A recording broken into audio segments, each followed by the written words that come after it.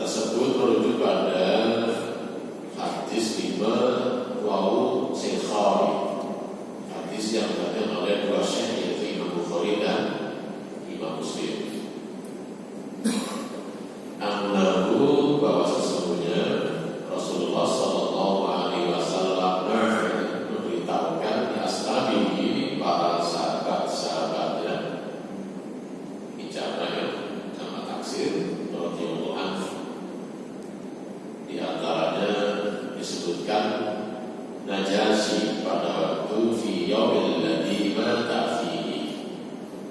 Jadi Rasulullah memberitahukan kepada sahabat-sahabatnya ketika Raja Najasyi meninggal pada harinya. Tujuannya apa ya? Tujuannya yang mendengar berita tersebut paling tidak ikut bela sungkawa. Bela sungkawa yang diwujudkan dengan karena tempatnya jauh, paling tidak melaksanakan sholat nopo kalau jauh, sholat oke. Wa lalu dan sesungguhnya itu Rasulullah juga beritahu sahabatnya di antaranya bila dunia Ja'far bin Abi Thalib, Zaid bin Harisah, Abdullah bin Rawahah radhiyallahu anhu. Jadi ketiga sahabat tadi meninggal dunia, tentu waktunya tidak bertepatan. Karena menggunakan waktu itu boleh jadi jangka waktunya tidak sampai. Diberitahu oleh Rasulullah mengajak para sahabatnya untuk merawat jenazahnya. Juga ada walimah rawah al-Bukhari, ada riwayat dari Imam Bukhari. Annahu sesungguhnya yaitu Rasulullah sallallahu alaihi wasallam telah bersabda fi'sa terhadap seseorang karena yakum masjid. Seseorang tadi adalah koma yakum, maksudnya mendirikan, artinya di sini terjemahnya adalah marbotnya masjid. Di Bukhari ada tambahan disebutkan menggunakan fikirnya itu adalah untuk jenisnya perempuan. Wallahu a'lam menarik. Tapi yang jelas marbot masjid ini meninggal dunia. Famata meninggal dunia. Fatufina Laila langsung dimakamkan di malam itu juga. Lantas Rasulullah menanyakan afala kuntum adantumuni, dan apakah yang semuanya tidak diberitahukan kepadaku? Ada itu kan pengumuman diumumkan kepadaku dengannya. Mungkin para sahabat yang lain langsung dimakamkan supaya tidak menjadi repot karena makamnya malam hari, termasuk Rasulullah. Maka ketika Rasulullah mendengar mencari yang biasa ketemu di masjid, kehilangan seseorang tersebut, ditanyakan di mana ini? Maka dijawab tadi malam meninggal dunia langsung kami makamkan. Maka Rasulullah afala kuntum adantumuni bi, seakan-akan sahabat-sahabat melakukan tadi tidak merepoti Rasulullah. Justru Rasulullah menanyakan kenapa tidak diberitahu kepada saya. Faedah hukumnya jawab rahimahullah, apapun yang terkait dengan kemakmuran masjid, termasuk para pengurus masjid, marbotnya masjid, ini bukan orang biasa di hadapan Rasulullah, orang istimewa.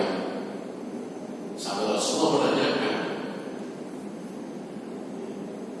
Jadi semua terkait dengan kemasjidan adalah hal yang terhormat, istimewa di mata Rasulullah sallallahu alaihi wasallam.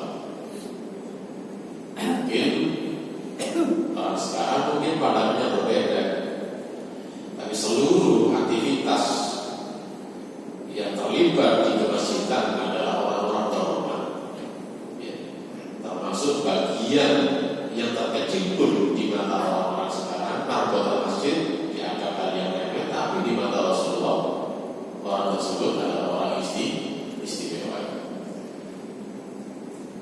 Sementara riwayat dari lain, mana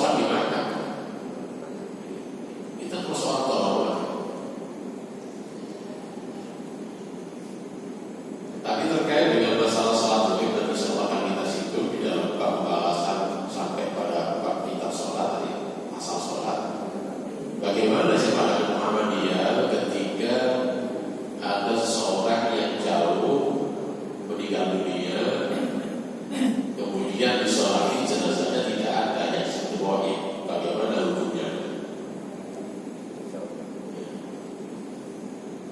Kalau pandangan ulama beragam khilafnya, pandangan Muhammadiyah insya Allah sejalan dengan pendapat Ibnu Taimiyah. Kalau ada kata orang yang tadi sudah ada yang musolati, apalagi misalnya orangnya dianggap biasa, bukan orang penting lah, bukan orang terhormat, maka tidak perlu disolati karena sudah dengan keyakinan orang tersebut sudah ada yang disolati.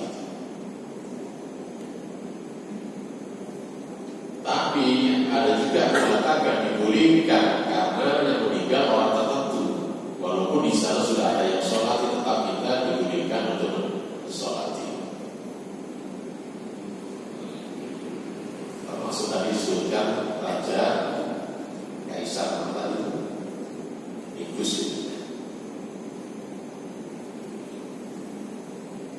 Terkait dengan masalah memberitahukan yang rahimahullah, ulangi lagi sahabat. Di dalam pembahasan Sarah Bulmar disarai oleh As-Sunani dalam Subul Salam, Ibnu Arabi punya pendapat untuk membuka ini ada beberapa aspek tujuannya. Kalau mengumumkan tujuannya supaya orang bisa tahu dan itu terlibat dalam perawatan jenazah, ini hukumnya bagus, sunnah, mustahab, dicintai. Tapi kalau diumumkan tujuannya, misalnya untuk diberitahu bahwa ini misalnya dikatakan jasanya semuanya, kemudian menjadikan orang takjub, dan ini menurut saya makruh kata dia. Tapi yang terakhir ketika diumumkan pada orang hadir, kemudian diajak untuk niatah, termasuk niatah itu misalnya kesedihan yang berlebihan sampai menangis bersama-sama, maka itu hukum lagi. Hukumnya menjadi haram. Begitu kata penjelasan Subul Salam terkait dengan masalah berita. Intinya berita itu memang ada aspek hukumnya. Kalau misalnya diumumkan sama sekali tidak ada yang merawat, kemudian perlu ada yang merawat, dan ini bukan sunnah lagi, menjadi apa? Wajib. Jadi kok harus itu udah sih?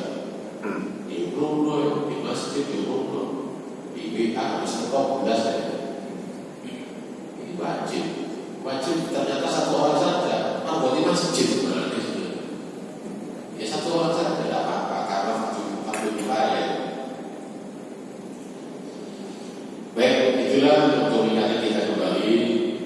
Mari kita lanjutkan pada bab berikutnya, bagaimana caranya kita memandikan mayit, kaifiyatul ghusl al-mayyit.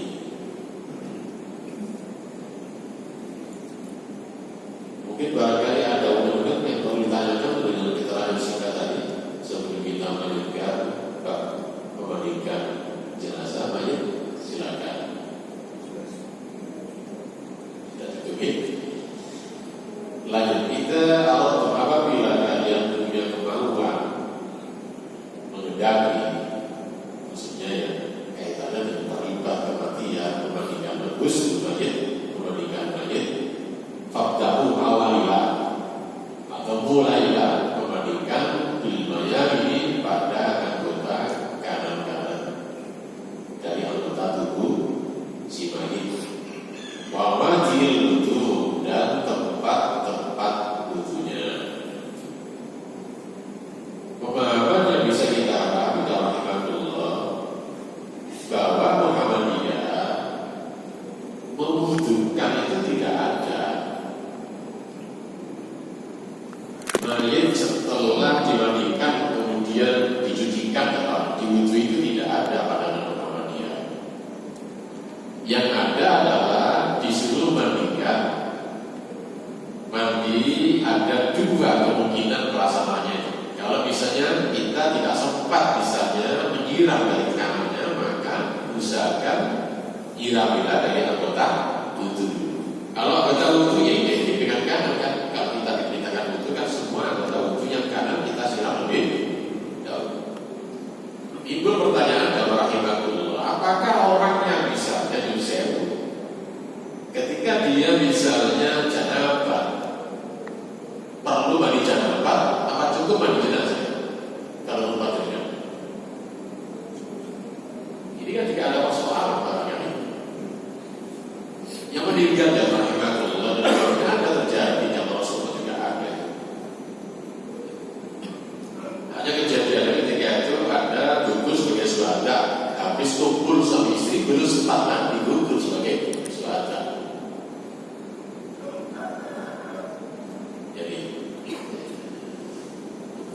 Apakah misalnya cukup mandi besar, tidak perlu dimandikan jenazah? Maka yang rahimahullah, insya Allah pendapat yang tepat yang wajib adalah jenazah apapun, apakah misalnya jenazahnya orang yang punya hadas besar, tidak perlu dimandikan misalnya pakai mandi besar, cukup dimandikan dengan jenazah. Berarti mandi jenazah itu adalah bukan atau tidak sama, tidak identik dengan mandi besar. Kalau mandi besar, alasannya di sana rincian. Insyaallah sudah mungkin barangkali di sini pernah dikaji bersama-sama ada ikut kudu di sana. Kalau mandi besar itu yang sempurna ya. Tapi kalau mandi jenazah tidak ada hubungannya dengan mandi besar. Mandi jenazah beda dengan mandi besar. Itu yang perlu kita pahami. Apalagi misalnya sampai diwudhui, ngapain itu diwudhui? Wudhu itu kaitannya dengan konteksnya dengan ibadah-ibadah yang lain. Dan sekali lagi mandi besar dengan mandi jenazah, mandikan jenazah beda.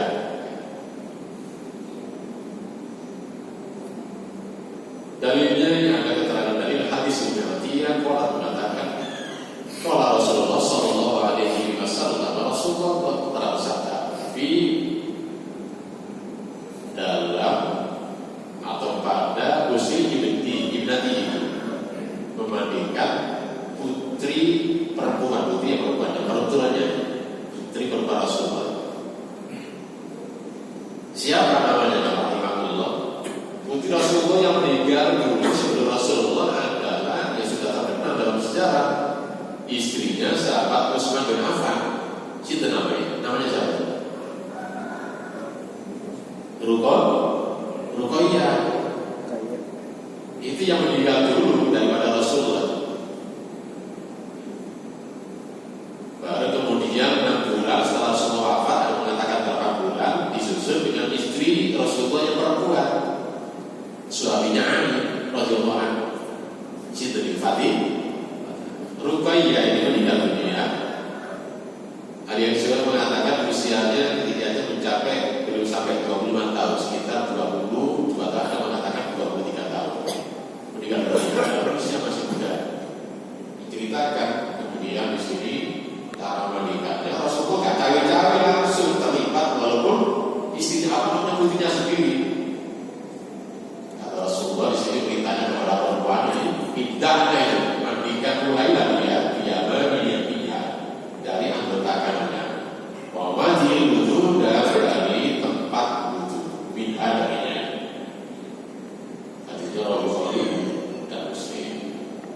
Jadi hadis ini adalah rahimahullah yang dijadikan dalil oleh tajim, maka diperintahkan kita memandikan jenazah, mengawal siapa anggota kanannya, atau kalau tidak dari anggota wudhunya.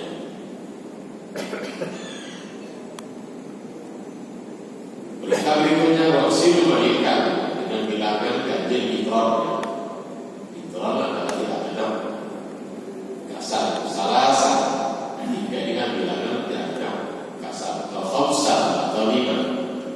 Asal dari atau lebih banyak daripada itu, lebih banyak daripada 5 mungkin 7, tapi jangan sampai 8. Berarti kalau misalnya bilangan 8, diakhiri dengan siraman yang 9. Supaya apa? Supaya mitron, supaya kan ganjil. Itu pun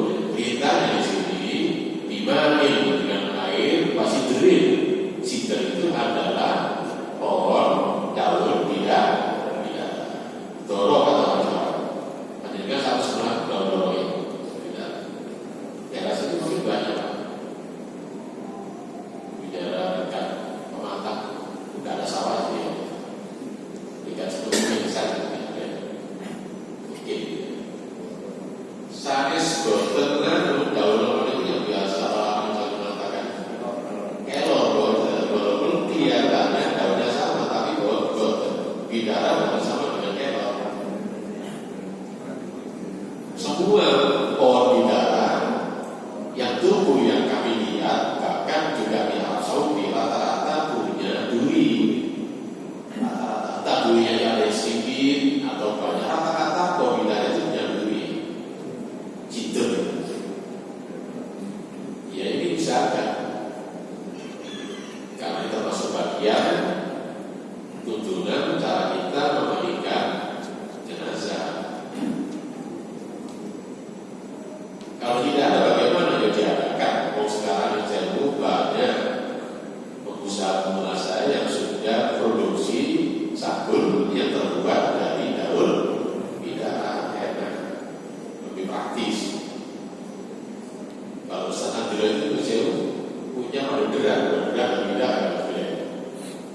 Saya pernah kami dikasih tiga pot, dikasih rumah.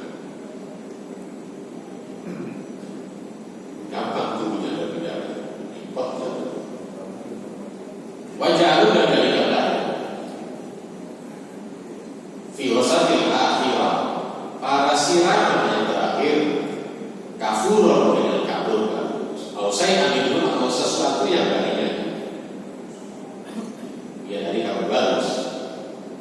Watfaru dan tofar itu maksudnya itu gedung atau diminta atau diikat. Sahul marah ketika perempuan tadi itu punya rambutnya bisa dibintang. Tapi kalau perempuannya misalnya rambutnya nggak bisa dibintang, dia nggak usah, nggak bisa. Kalau sekarang banyak perempuan rambutnya pendek-pendek seperti laki-laki. Banyak sekarang perempuan yang nggak mau dengan apa rambutnya panjang. Salah satu kalau misalnya dia bintang atau digelut, dijalin di sini gunakan dengan jalinan gurun. Salah satu gurun 3 jalinan atau 3 bintang. Itu kalau perempuan. Menjadi persoalan bagaimana kalau laki-laki kontrol? Ini persoalan penting. Padahal berita sini marah, karena hadirnya itu perempuan. Apakah bisa dibiaskan ketika laki-laki meninggal dunia rambut dikontrol? Bahkan badannya lebih panjang daripada rambutnya perempuan. Kontrolnya sampai segeger itu kan panjang. Apa perlu diminta? Kalau biatiknya habis tidak ada beritanya, lalu bagaimana ya? Ya lebih baik dipotong saja.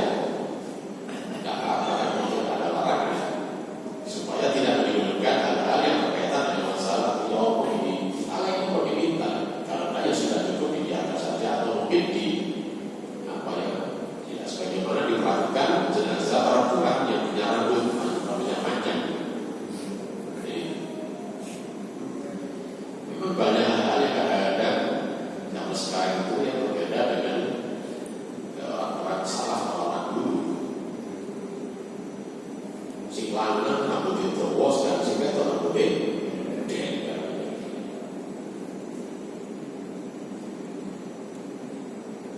Kembali lagi kepada hadis Ummi Atiyah yang telah mengatakan dakhala alaina Rasulullah sallallahu alaihi wasallam, telah masuk kepada kami perempuan Rasulullah sallallahu alaihi wasallam tatkala tufiat diwafatkan dimatikan ibnatu anak perempuan yang fakola. Kemudian Rasulullah beritakan isillah menikahlah dia salah 3 kali fasirat al-khamsah atau 5 kali aksal dari atau lebih banyak daripada itu jika kalian pandang dari maksudnya lebih bagus daripada 5 kali. Dibagian masih dengan air yang dicampur dengan daun dan daun bidara. Wajahnya fil akhir dan jadikanlah siraman yang terakhir kafur dengan kafur.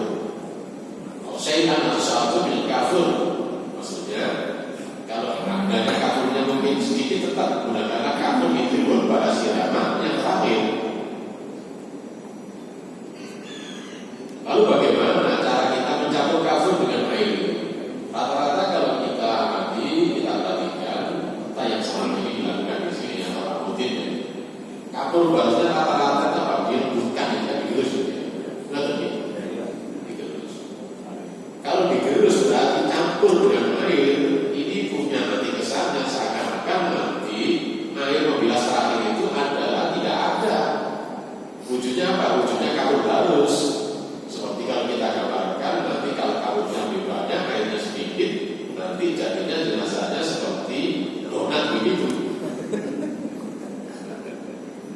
Kan begitu. Kalau kami tidak, kami pahami kabul baus itu adalah pemahamannya adalah harusnya diambil. Ketika di sana kabul baus dilerapkan atau direndam dalam air, otomatis air tadi itu adalah aromanya ada amrok, aroma kabul baus. Itulah dengan siram yang terakhir, karena ini bilasan yang terakhir ini adalah bersih. Insya Allah begitu yang bagus. Jadi karena tetap siraman air terakhir, tapi siraman air terakhir tadi itu harumnya tadi itu aromanya adalah kabul baus. Jadi itu enak. Bukan selama ini yang banyak dilakukan oleh orang tertentu atau orang putih, kabul bausnya dilembutkan, dicampur dengan air, nanti disiram, nanti ya cekat kabel nanti kabulnya. Dia apa? Di badannya. Kerepatan lagi nanti bersihkan. Nah kan lebih bagus kalau baus tadi direndam aja, direndam di air. Nah airnya tadi aromanya otomatis berbau kabul baus. Dan itulah gunakan siraman yang terakhir. Kemudian faedah apabila selesai memandikannya, kata Rasulullah, Pak Dinami beritahukan kepada saya. Berarti di sini kita kelihatan sekali artinya Rasulullah gak cari langsung, walaupun yang meninggal dunia adalah putrinya Rasulullah sendiri. Dan yang ini pendapat yang terkuat Rasul termasuk Al-Bani termasuk semuanya. Hanya fikih sahihnya saja soal itu. Tapi itu pun adalah pendapat boleh masih. Bahkan dikatakan jamak, ijma bahwa memandikan jenazah itu adalah kalau jenazahnya laki-laki, yang memandikan adalah kalau laki-laki, yang dibolehkan perempuan itu hanya khusus istri. Begitupun sebaliknya ketika jenazah perempuan, yang memandikan adalah ibu-ibu, yang dibolehkan hanya khusus suami saja yang dibolehkan. Jadi lanjut ya. Akhirnya oleh Anda tahu kami beritahukan setelah selesai kepada Rasulullah. Fa'atolah, kemudian Rasulullah beri kami kepada kami apa? Hikmah itu adalah sebuah kain untuk menggunakan tadi sebagai aduk atau seluruhnya. Fa'atolah kata Rasulullah, kata daunnya askirnya itu pakailah kain ini untuk mengeringkan yang padanya. Apa maksudnya tadi? Jangan tadi atau yang bisa sarung itu kubur digunakan untuk seluruh jenazah yang sudah habis dimandikan.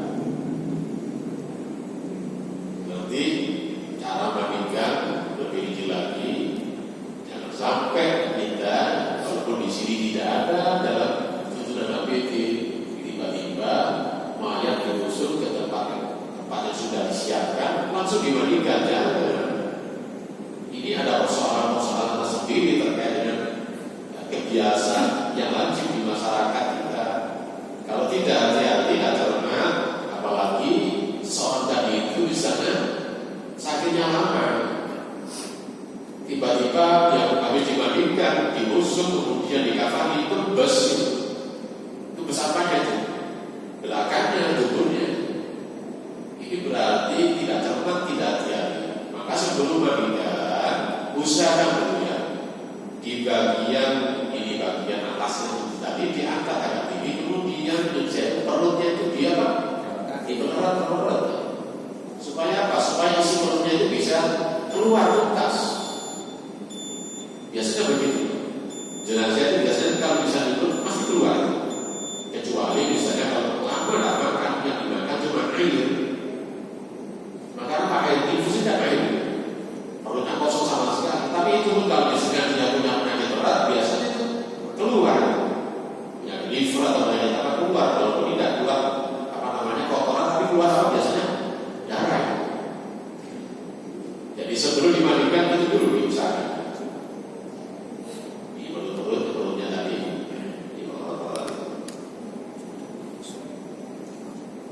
dan di hari ini tidak ditentukan apakah misalnya menggunakan bantal.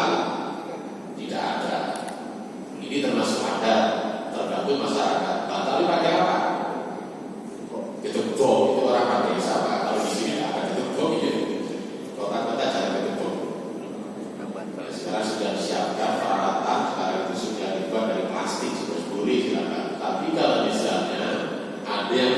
inisiatif untuk keluarga dekat dan wis tak pandu aja